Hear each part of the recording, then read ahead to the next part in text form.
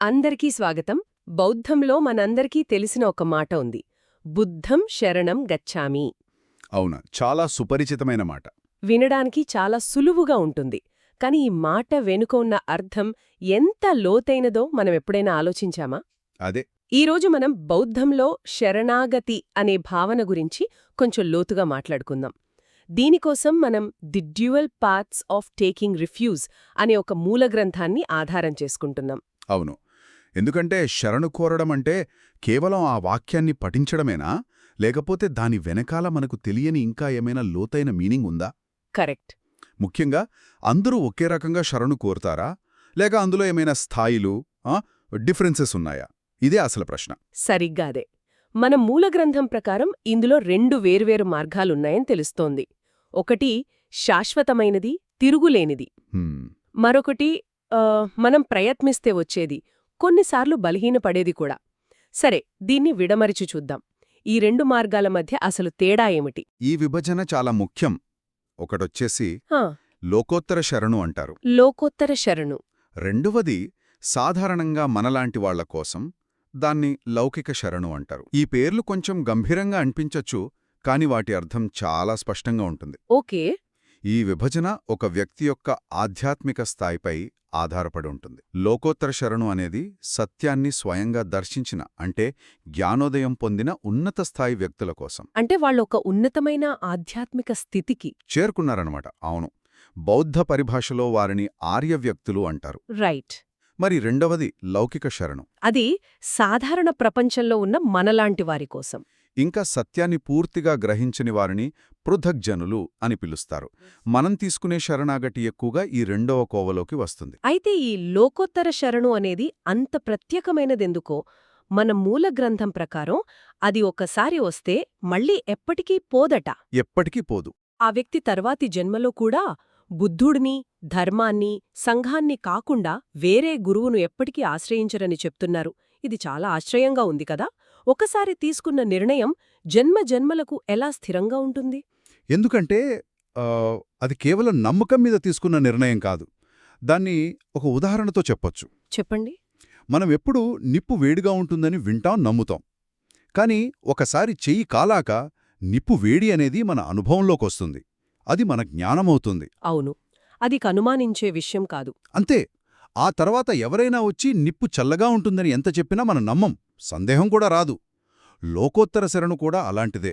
అంటే ఇది సత్యాన్ని స్వయంగా ప్రత్యక్షంగా చూడటం వల్ల కలిగే మార్పన్మాట. ఖచ్చితంగా.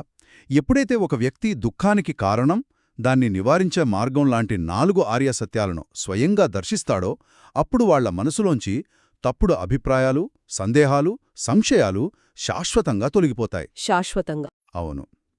అవి మళ్లీ తలెత్తే అవకాశమే ఉండదు. అప్పుడు త్రిరత్నాల పట్ల వారి విశ్వాసం అనేది వాళ్లు కావాలని పెట్టుకున్నది కాదు, అది వారి స్వభావంలో భాగమైపోతుంది.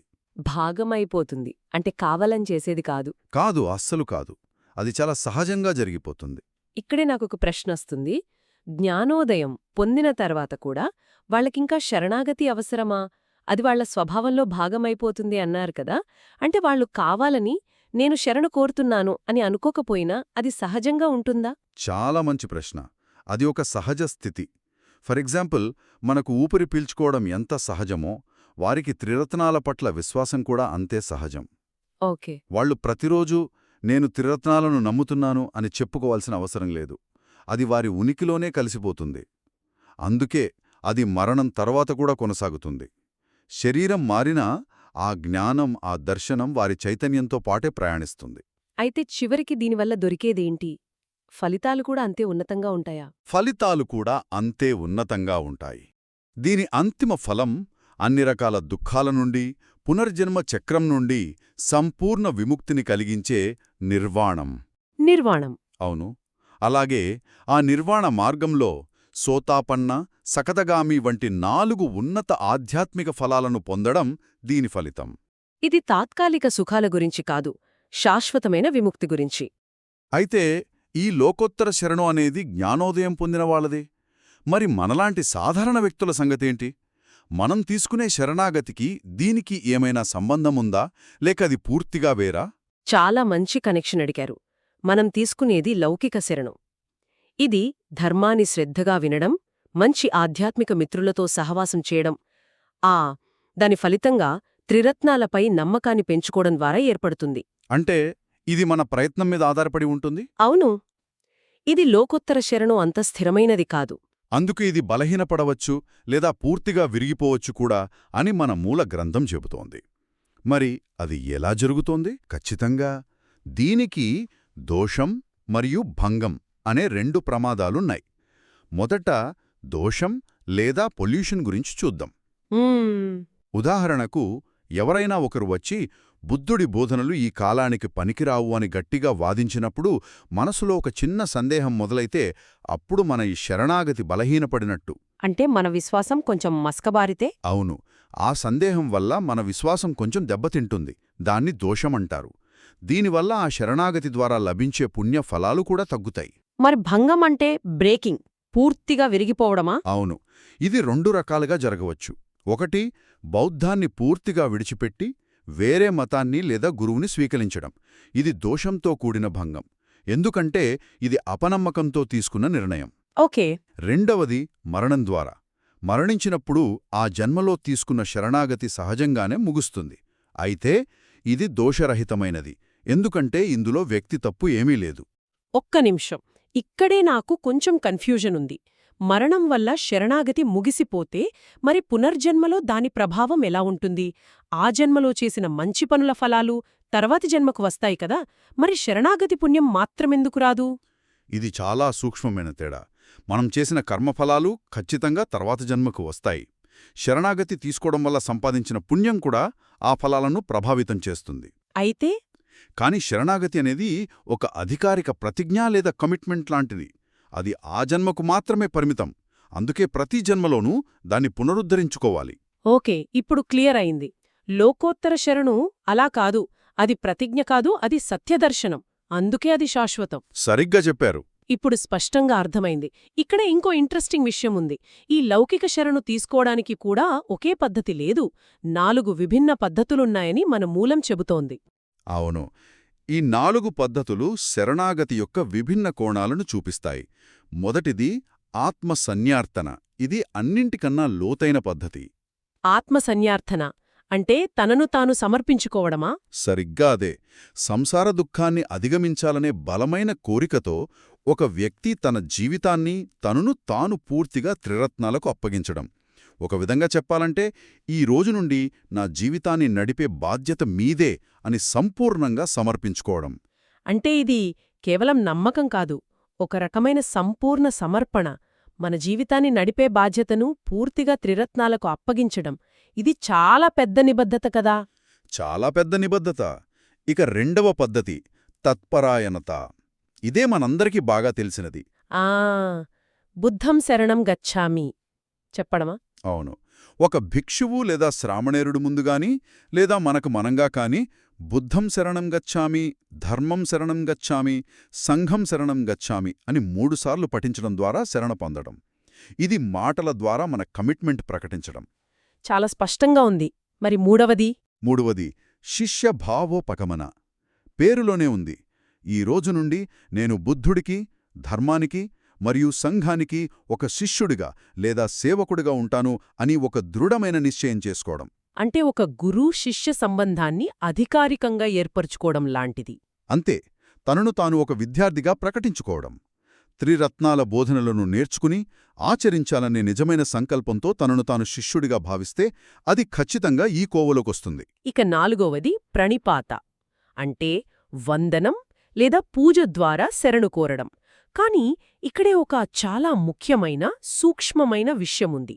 మనం చేసే ప్రతి నమస్కారం శరణాగతి కిందకు రాదు. నాకీ విషయం ఇప్పటి వరకు తెలియదు. అవును, ఇది ఒక కీలకమైన ప్రశ్నను లేవనెత్తుతుంది. ఏ రకమైన వందనం శరణాగతి అవుతుంది, ఏది కాదు? చెప్పండి. మన మూల గ్రంథం దీన్ని చాలా స్పష్టంగా వివరిస్తుంది. మనుషులు సాధారణంగా కొన్ని కారణాల వల్ల ఇతరులకు నమస్కరిస్తారు. 1 భయం వల్ల, రాజులకులాగా. 2 బంధుత్వం వల్ల, తల్లిదండ్రులకులాగా. అవును. 3 సహాయం ఆశించి, అంటే ఒక గురువు దగ్గర విద్య నేర్చుకోటానికి. 4 వారి గొప్పతనాన్ని గుర్తించి పుణ్యం సంపాదించాలనే ఉద్దేశంతో. అంటే నేను గుడికి వెళ్ళి బుద్ధుడి విగ్రహానికి దండం పెట్టుకున్న ప్రతిసారీ అది శరణాగతి కాదన్నమాట. కాకపోవచ్చు. ఇది పూర్తిగా మనస్సులో ఉన్న ఉద్దేశ్యంపై ఆధారపడి ఉంటుంది. ఖచ్చితంగా. ఈ 4 రకాల వందనాలల్లో కేవలం చివరిది మాత్రమే శరణాగతిగా పరిగణించబడుతుంది. అంటే పుణ్యం కోసమా? అంటే త్రిరత్నాల యొక్క గొప్పతనాన్ని, పూజ్యనీయతను గుర్తించి వాటిని పూజించడం వల్ల పుణ్యం లభిస్తుందనే స్వచ్ఛమైన ఉద్దేశంతో నమస్కరిస్తేనే అది ప్రణిపాత శరణాగతి అవుతుంది. హో, ఇది చాలా సూక్ష్మమైన తేడా. అవును. ఉదాహరణకు, బుద్ధుడు మా వంశానికి చెందినవాడు కదా అనే గౌరవంతో నమస్కరించినా, లేదా రాజులే పూజిస్తున్నారు మనం పూజించకపోతే బాగోదు అనే సామాజిక ఒత్తిడితో చేసినా అది నిజమైన శరణాగతి కాదు. అంటే బౌద్ధంలో కర్మ అనేది మనస్సులోనే మొదలవుతుంది కాబట్టి బయట చేసే పనికన్నా లోపల ఉన్న ఉద్దేశ్యానికే ఎక్కువ విలువ ఉంటుందన్నమాట. బుద్ధేశ్యమే సర్వస్వం. దీన్నే బౌద్ధంలో చేతన అంటారు. బయటకు కనిపించే చర్య కన్నా దాని వెనక ఉన్న మానసిక స్థితికే ప్రాధాన్యత ఎక్కువ. ఇది ఒక ఫండమెంటల్ ప్రిన్సిపల్. ఇప్పటివరకు మనం 2 మార్గాల గురించి, లౌకిక సరణలోని పద్ధతుల గురించి వివరంగా మాట్లాడుకున్నాం.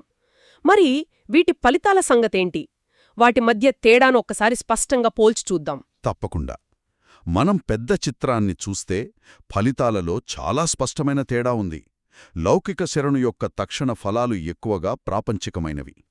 అంటే మనుష్య లోకాలలో లేదా దేవలోకాలలో మంచి జన్మ పొందడం, ప్రాపంచిక సుఖాలు, సంపదలు, ఆరోగ్యం వంటివి. అయితే దీని అంతిమ ప్రయోజనం కూడా ఉన్నతమైనదే. ఈ లౌకిక శరణాగతిని సరిగ్గా ఆచరిస్తే అది క్రమంగా వ్యక్తిని లోకోత్తర శరణు వైపు నడిపించగలదు. ఇది ఒక పునాది లాంటిది. దీన్ని ఒక ప్రయాణంతో పోల్చవచ్చా? ఖచ్చితంగా. లౌకిక శరణు అనేది ఒక గైడ్ సహాయంతో పర్వతం ఎక్కడం లాంటిది. గైడు ఉన్నంతవరకు దారి తెలుస్తుంది, భద్రంగా ఉంటాం. కానీ లోకోత్తర శరణు అంటే మనకే మ్యాప్ చదవడం, దారి కనుక్కోవడం వచ్చేసినట్టు. ఇక గైడ్ అవసరం లేదు, ఎక్కడున్నా గమ్యం చేరుకోగలం. ఆ గమ్యమే నిర్వాణం. అద్భుతమైన పోలిక. మరోవైపు లోకోత్తర శరణు ఫలాలు పూర్తిగా ఆధ్యాత్మికమైనవి, అంటే నిర్వాణం. అక్కడ ప్రాపంచిక సుఖాలకు తావులేదు. అవును. ఎందుకంటే అది సుఖదుఖాలకు అతీతమైన స్థితి.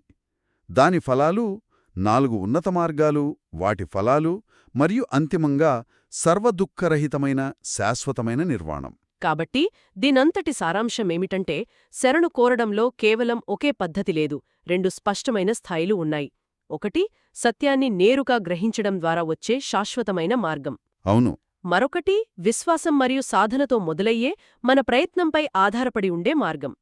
ఈ 2వ మార్గంలో కూడా కేవలం మంత్ర పఠనమే కాకుండా జీవితాన్ని అర్పించడం, శిష్యుడిగా మారడం మరియు సరైన ఉద్దేశ్యంతో వందనం చేయడం వంటి విభిన్న పద్ధతులున్నాయి. ముఖ్యంగా మన ఉద్దేశ్యం స్వచ్ఛంగా త్రిరత్నాల గొప్పతనాన్ని గుర్తించి ఉన్నప్పుడు మాత్రమే మన చర్యకు ఆధ్యాత్మిక విలువ ఉంటుంది అనే సూక్ష్మమైన తేడాను ఈరోజు మనం స్పష్టంగా తెలుసుకున్నాం. ఈ చర్చ మన శ్రోతలకు ఒక ఆలోచనను రేకెత్తించి ఉంటుంది. మనం తీసుకునే శరణాగతి ఏ స్థాయిలో ఉంది? అది కేవలం ఒక ఆచారంగా మిగిలిపోయిందా? లేక దాని వెనుక నిజమైన అవగాహన, నిబద్ధత ఉన్నాయా అని మనల్ని మనం ప్రశ్నించుకోవాలి. ఇక్కడ ఒక చివరి ఆలోచనను పంచుకోవాలనుకుంటున్నాను. మనం చూసిన ఈ 4 లౌకిక శరణు పద్ధతులలో ఒక వ్యక్తి కేవలం మాటలతో చెప్పే తత్పరాయణత కన్నా తన జీవితాన్నే అర్పించే ఆత్మసన్యార్తనకు ఎక్కువ ప్రాధాన్యత ఉంటుందా? మంచి ప్రశ్న. లేక అంతిమంగా అన్ని పద్ధతుల వెనుక ఉన్న ఉద్దేశ్యం మరియు నిబద్ధతే ముఖ్యమా? ఒక చర్య యొక్క బాహ్యరూపానికా లేక అంతర్గత చిత్తానికా ప్రాధాన్యత? బహుశా ఆ వెనుకున్న ఉద్దేశమే ముఖ్యమేమో. ఈ విషయంపై మన మూలగ్రంథాలు ఇంకా ఏం చెబుతున్నాయో ఆలోచించదగ్గ విషయం.